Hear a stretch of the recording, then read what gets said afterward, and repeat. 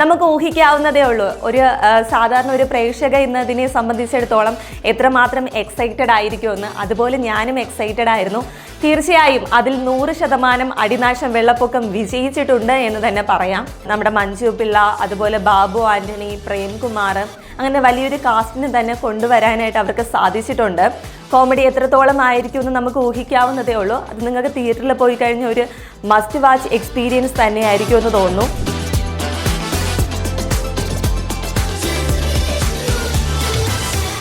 Hello friends, welcome back to first show media. ഇന്ന് വീണ്ടും ഞാനിതാ ഒരു മൂവി റിവ്യൂ ആയിട്ടാണ് എത്തിയിരിക്കുന്നത്. ഇന്ന് ഞാൻ കണ്ട സിനിമ മറ്റൊന്നുമല്ല, നമ്മുടെ AJ വർഗീസ് സംവിധാനം ചെയ്ത് ഇറങ്ങിയ അടിനാശം വെള്ളപ്പൊക്കമാണ്. നമുക്ക് സിനിമയിലോട്ട് വരുന്നതിന് മുമ്പ് അതിൻ്റെ കുറച്ച് ബാക്ക്ഗ്രൗണ്ട് നോക്കിക്കഴിഞ്ഞാൽ, അടികപ്പിയാരി കൂട്ടമണി അതിൻ്റെ സംവിധായകൻ ഒരു സിനിമ സംവിധാനം പുതുതായിട്ട് ചെയ്യാൻ പോകുന്നു എന്ന് പറഞ്ഞപ്പോൾ സത്യം പറഞ്ഞാൽ ഞാൻ ഭയങ്കര എക്സൈറ്റഡ് ആയിരുന്നു.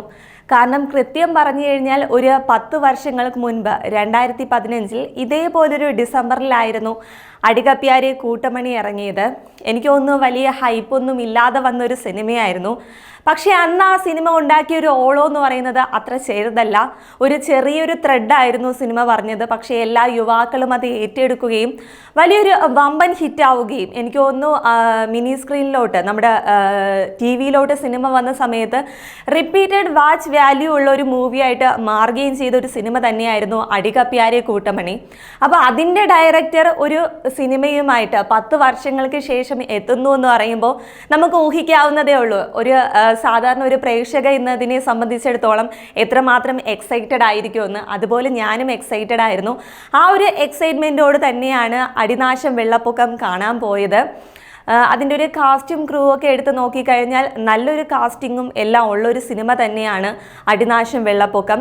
മെയിനായിട്ട് എടുത്ത് പറഞ്ഞു കഴിഞ്ഞാൽ സൂര്യഭാരതി ക്രിയേഷൻസിൻ്റെ ബാനറിൽ KP മനോജ് കുമാർ സാർ ആദ്യമായിട്ട് നിർമ്മിക്കുന്ന, പ്രൊഡ്യൂസ് ചെയ്യുന്ന സിനിമയാണ് അടിനാശം വെള്ളപ്പൊക്കം. AJ വർഗീസാണ് ചിത്രം സംവിധാനം ചെയ്തിരിക്കുന്നത്.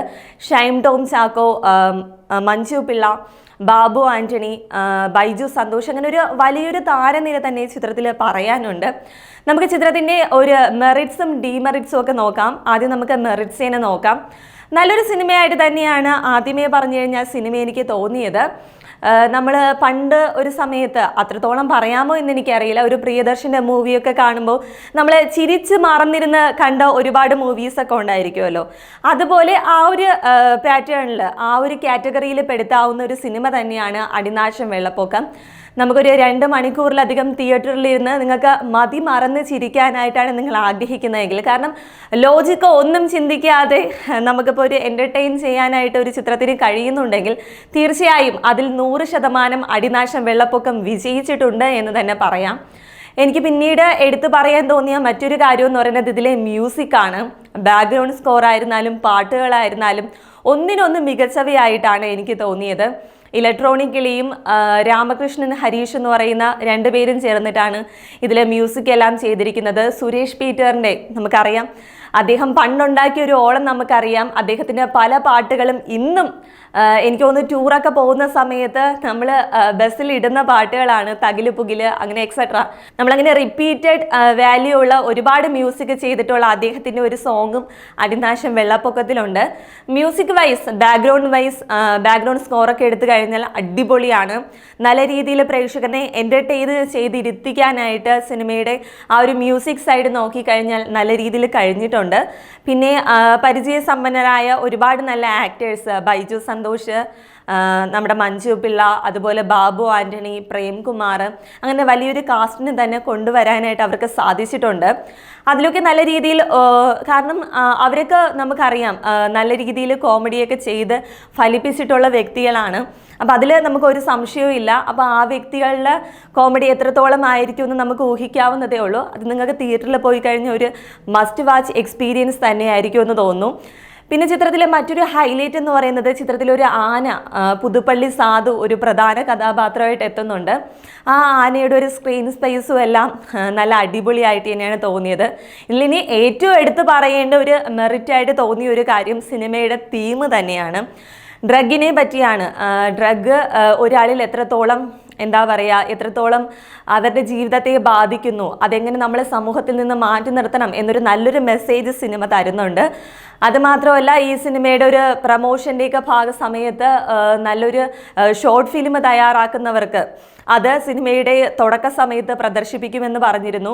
അങ്ങനെ നല്ലൊരു ഷോർട്ട് ഫിലിം സിനിമയ്ക്ക് മുൻപ് കാണിക്കുന്നുണ്ട്. അപ്പോൾ എനിക്ക് ഇത്രയൊക്കെയാണ് സിനിമയുടെ മെറിറ്റ്സ് ആയിട്ട് തോന്നിയത്. ഓവറോൾ ഒരു ഗുഡ് മൂവി തന്നെയാണ്. ഇനി ഡിമെറിറ്റ്സിലോട്ട് പോകുമ്പോൾ ഒരു കാര്യം എന്ന് പറയുന്നത്, നമുക്കറിയാം ഫസ്റ്റ് ഹാഫും സെക്കൻഡ് ഹാഫും ഒരു സിനിമയ്ക്ക് ഉണ്ടാവും. അതിലെനിക്ക് ഫസ്റ്റ് ഹാഫിനെ കാട്ടിയും സെക്കൻഡ് ഹാഫാണ് ബെറ്റർ ആയിട്ട് തോന്നിയത്. കാരണം ഫസ്റ്റ് ഹാഫ് എന്ന് പറയുന്ന ഓരോ ക്യാരക്ടേഴ്സിന് ഇൻട്രൊഡ്യൂസ് ചെയ്യുന്ന ഒരുപാട് പാർട്ടുണ്ട്. അതുമാത്രമല്ല, ഒരു കഥ അവിടെയായിട്ട് കിടക്കുന്ന കഥയെ ഇങ്ങനെ കൂട്ടി യോജിപ്പിക്കാനായിട്ട് ഒരുപാട് പാടുപെടുന്നത് പോലെ തോന്നി. പക്ഷേ ഈ സെക്കൻഡ് ഹാഫിലോട്ട് വരുമ്പോൾ അങ്ങനെയല്ല. ഞാൻ പറഞ്ഞില്ലേ, നേരത്തെ ഡ്രഗിനെ പറ്റിയാണ് സിനിമ പറയുന്നത്. അത് ഒരു സെൻട്രൽ തീമാക്കി തന്നെ കണ്ടിന്യൂസ് ആയിട്ട് മൂവി കൊണ്ടുപോകാനായിട്ട് സെക്കൻഡ് ഹാഫിൽ ഡയറക്ടർക്ക് പറ്റിയിട്ടുണ്ട്. പക്ഷേ ആ സെക്കൻഡ് ഹാഫിലെ പോലെ തന്നെ ഫസ്റ്റ് ഹാഫിലോട്ട് ഡയറക്ടറിന് കൊണ്ടുപോകാൻ പറ്റിയിട്ടുണ്ടോ എന്ന് ചോദിച്ചാൽ ഒരിക്കലും ഇല്ല. അങ്ങനെ ഒരു ഫസ്റ്റ് ഹാഫ് ഒരു ലാഗായിട്ട് തോന്നുന്നുണ്ട്. വേറൊരു കാര്യം, ഞാൻ പറഞ്ഞല്ലോ, നേരത്തെ പറഞ്ഞതുപോലെ ഒരുപാട് സീനിയർ ആർട്ടിസ്റ്റ് നമ്മുടെ ഈ സിനിമയിലുണ്ട്. അവരെയും നല്ല രീതിയിൽ കുറച്ചുകൂടെ യൂട്ടിലൈസ് ചെയ്യാമായിരുന്നു. ഫസ്റ്റിലെ ആ ഒരു ലാഗൊക്കെ മാറണമെങ്കിൽ കുറച്ചുകൂടെ നല്ല അവരുടെ പൊട്ടൻഷ്യൽ എന്താണെന്ന് തിരിച്ചറിഞ്ഞ് കുറച്ചുകൂടെ അവർ യൂട്ടിലൈസ് ചെയ്തിരുന്നെങ്കിൽ ഫസ്റ്റ് ഹാഫും സെക്കൻഡ് ഹാഫിനെ പോലെ തന്നെ മികച്ചതായിരിക്കുമെന്നാണ് എനിക്ക് തോന്നിയത്. ഓവറോൾ അപ്പോൾ മൂവിയെ പറ്റി പറഞ്ഞു കഴിഞ്ഞാൽ ഒരു നല്ലൊരു സിനിമ തന്നെയാണ് അടിനാശം വെള്ളപ്പൊക്കം എന്ന് പറയുന്നത്. നേരത്തെ പറഞ്ഞതുപോലെ ഒരു 2 മണിക്കൂറിലധികം നിങ്ങൾക്ക് മറന്നിരുന്ന് ചിരിക്കാനായിട്ടാണ് നിങ്ങൾ ആഗ്രഹിക്കുന്നതെങ്കിൽ ഞാൻ പറയുന്നു, മസ്റ്റ് വാച്ച് ഫിലിം തന്നെയാണ് അടിനാശം വെള്ളപ്പൊക്കം. എന്തായാലും ഇന്നു മുതൽ നിങ്ങളുടെ മുന്നിലേക്ക് സിനിമ എത്തിയിരിക്കുകയാണ്. നിങ്ങൾ പോയി കാണുക. നിങ്ങൾ ഫാമിലി ആയിട്ടൊക്കെ പോയിരുന്ന് കാണാൻ പറ്റുന്ന ഒരു സിനിമ തന്നെയാണ്. എന്തായാലും പുതിയൊരു മൂവി വിശേഷവുമായി വീണ്ടും വരേക്കും. ബൈ.